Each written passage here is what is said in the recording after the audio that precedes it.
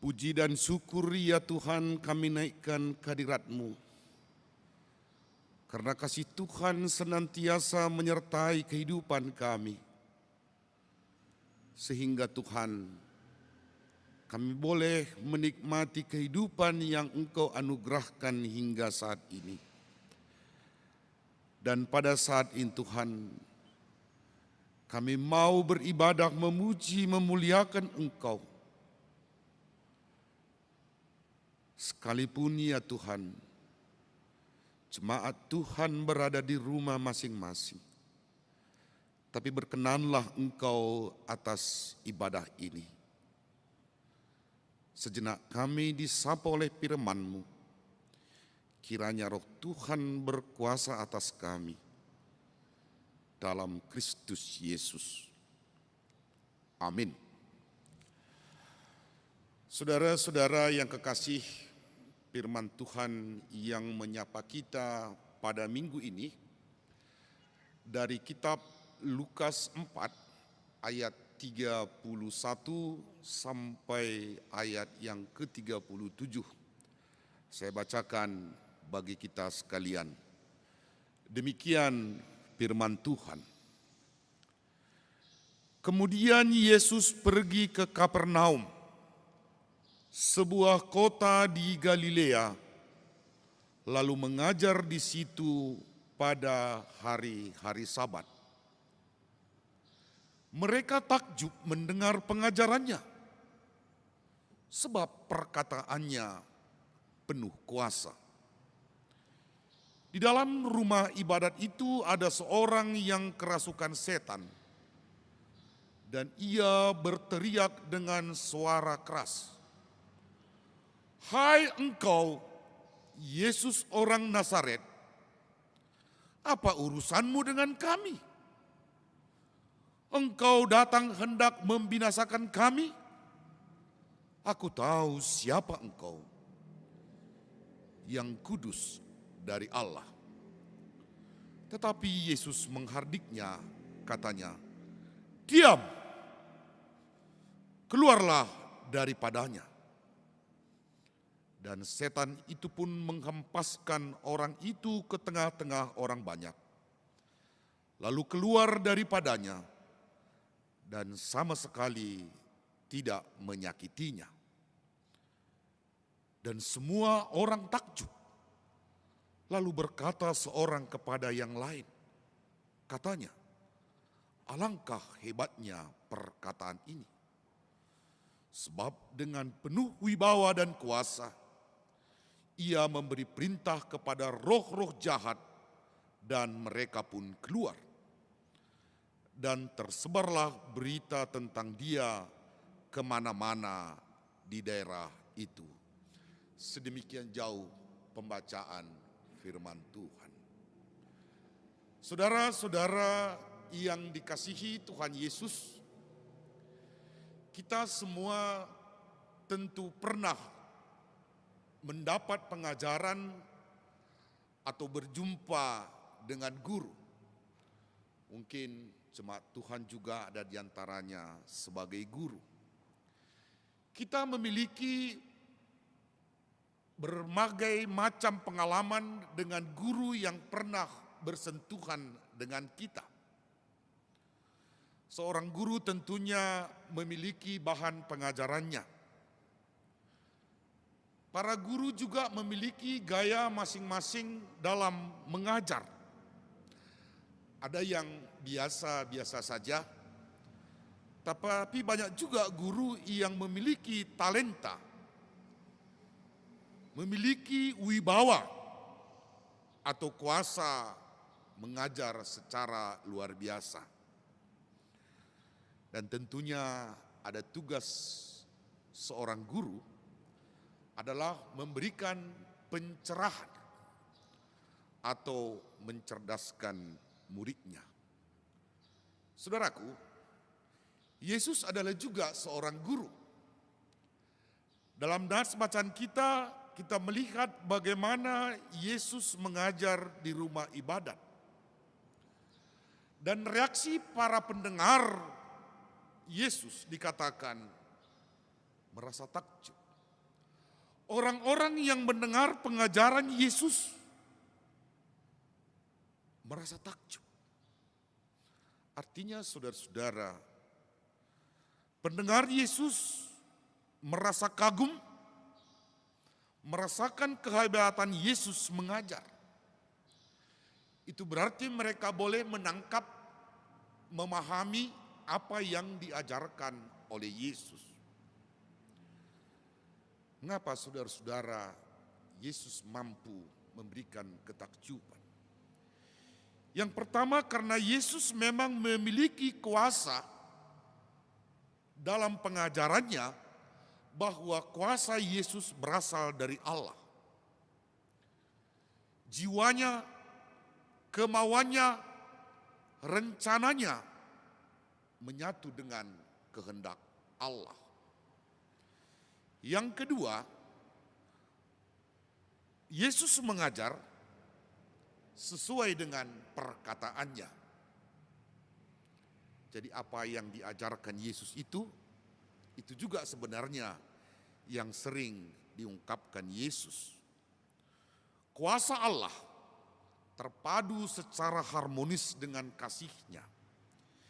Yesus mengajar untuk memulihkan hubungan yang benar antara Allah dengan manusia. Karena itu saudara-saudara, pengajaran Yesus memang sungguh-sungguh menyentuh kedalaman hati manusia.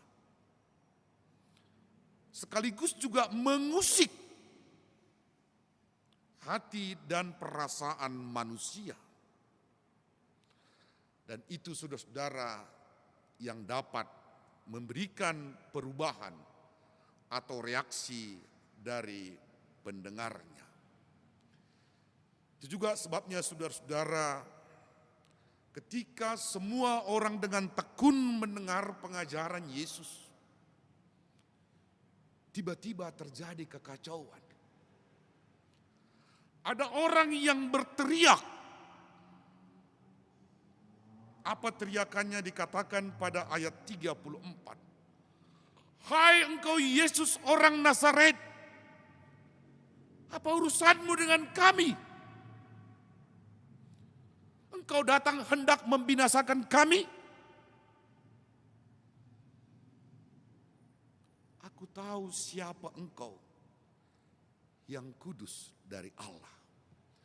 Saudara-saudara, kalimat ini sekali menghardik Yesus, tetapi sekaligus juga ia mengakui keluar biasaan Yesus. Jadi kacau bahasanya itu. Dan siapa sebenarnya yang berteriak itu? Memang orang. Tapi dikatakan orang itu sedang mengalami dirasuki oleh setan.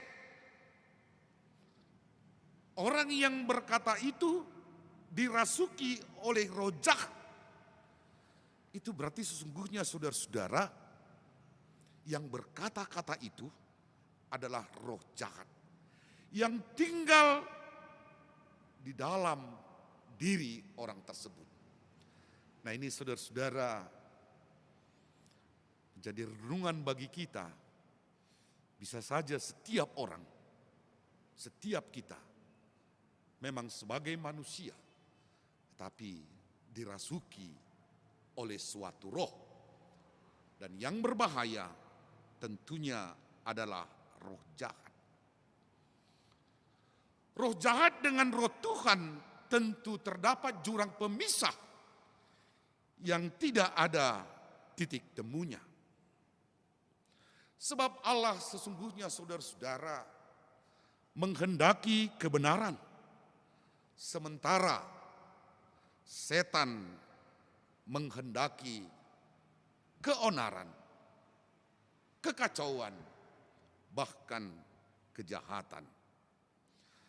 Oleh sebab itu, ketika Yesus mengajarkan kebenaran, maka setan itu merasa tergugat oleh perkataan Yesus. Setan itu tersinggung, terguncang di dalam diri orang itu.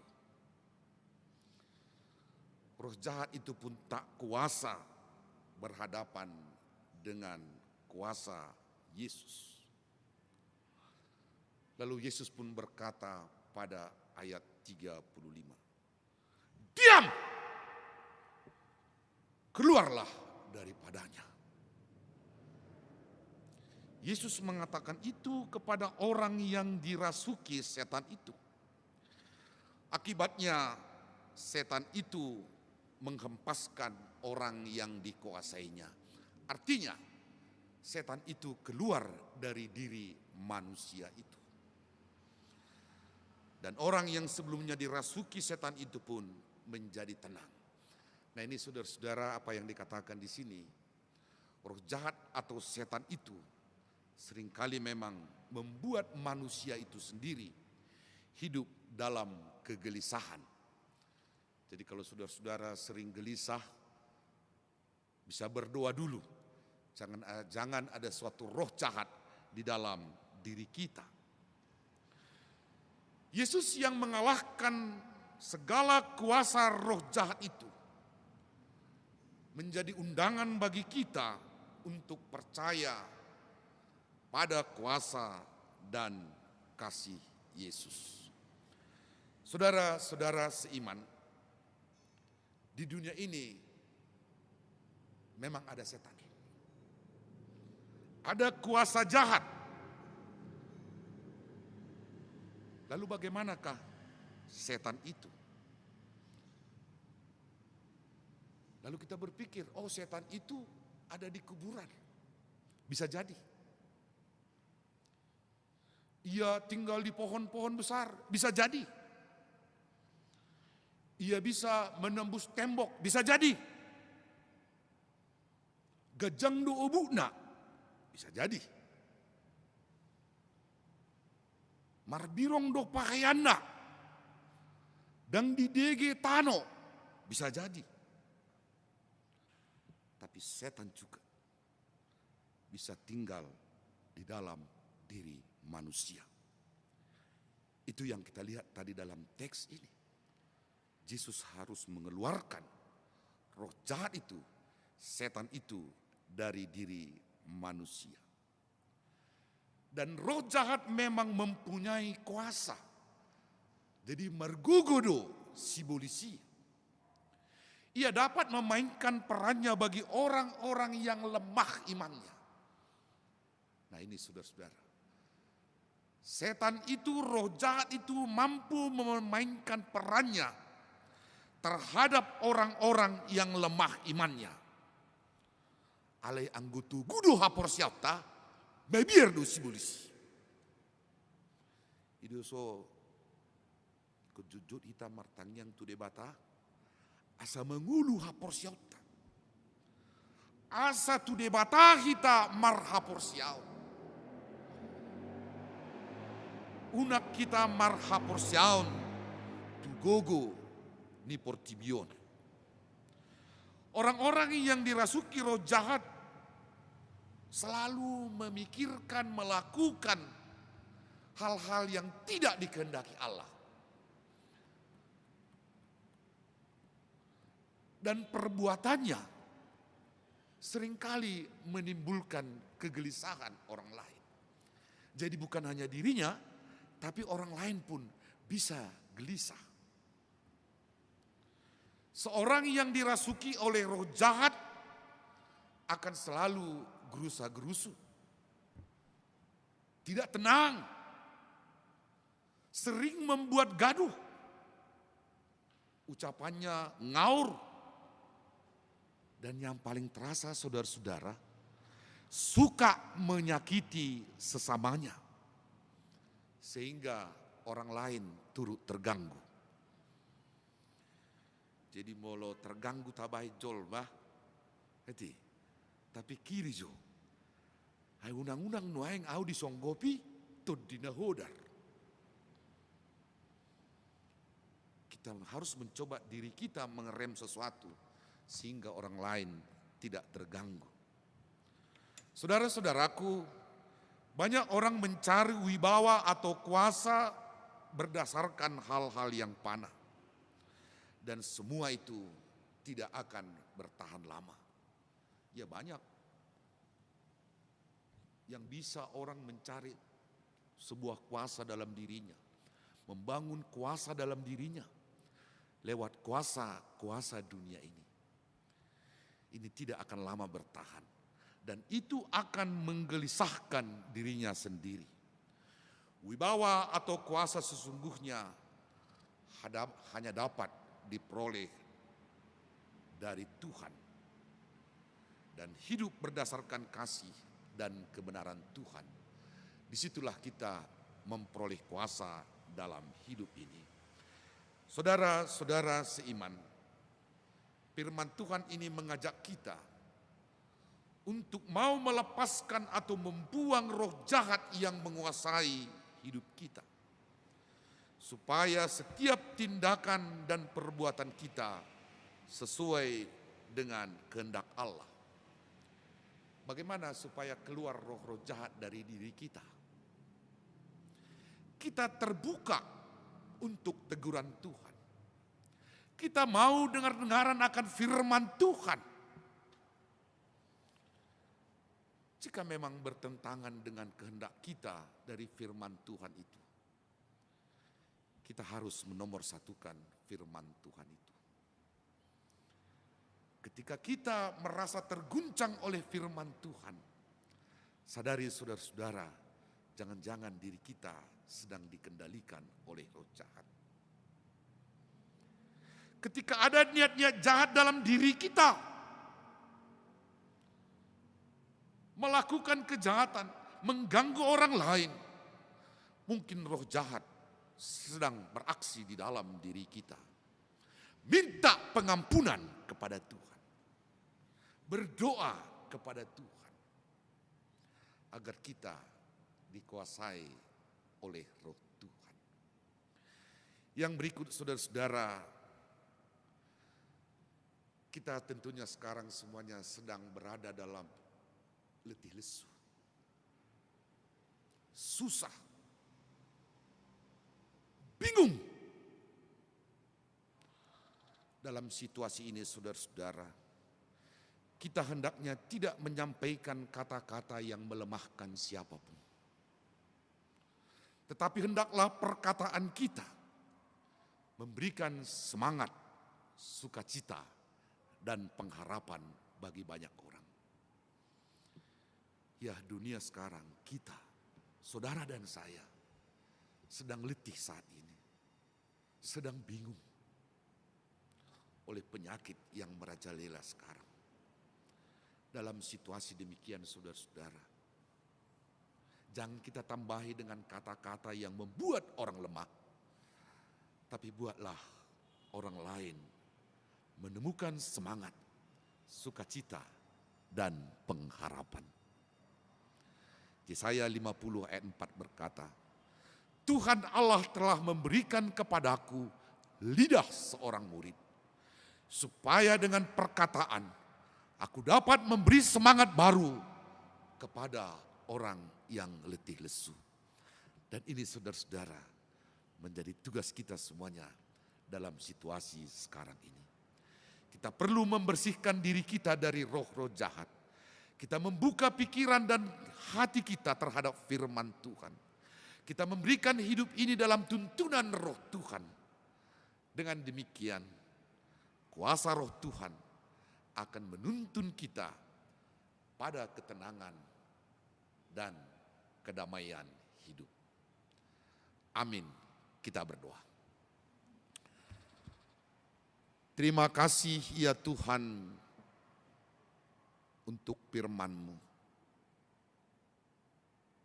Kami mengaminkan ya Tuhan bahwa perkataan-Mu, firman-Mu sungguh-sungguh berkuasa atas kehidupan kami. Terima kasih ya Tuhan. Jika kami sering menolak, mengabaikan firman-Mu, ampuni kami ya Tuhan. Biarlah kami boleh Engkau ampuni dan Engkau benarkan. Sehingga kami boleh menjalani kehidupan yang indah di tengah-tengah dunia ini. Berkati seluruh jemaat Tuhan, dimanapun berada pada saat ini ya Tuhan. Yang berada dalam letih lesu oleh ancaman kehidupan saat ini. Berikan kami kekuatan ya Tuhan. Berikan semangat, berikan sukacita. Biar kami Tuhan senantiasa boleh menikmati anugerah-anugerah Tuhan dalam hidup kami. Secara khusus juga Tuhan, jemaat Tuhan GKP Ciliwung Bandung ini. Kau berkati mereka semuanya yang mengalami pergumulan-pergumulan. Engkau kuatkan, Engkau topang mereka Tuhan, sehingga mereka boleh diubahkan beroleh sukacita. Kau pelihara senantiasa persekutuan.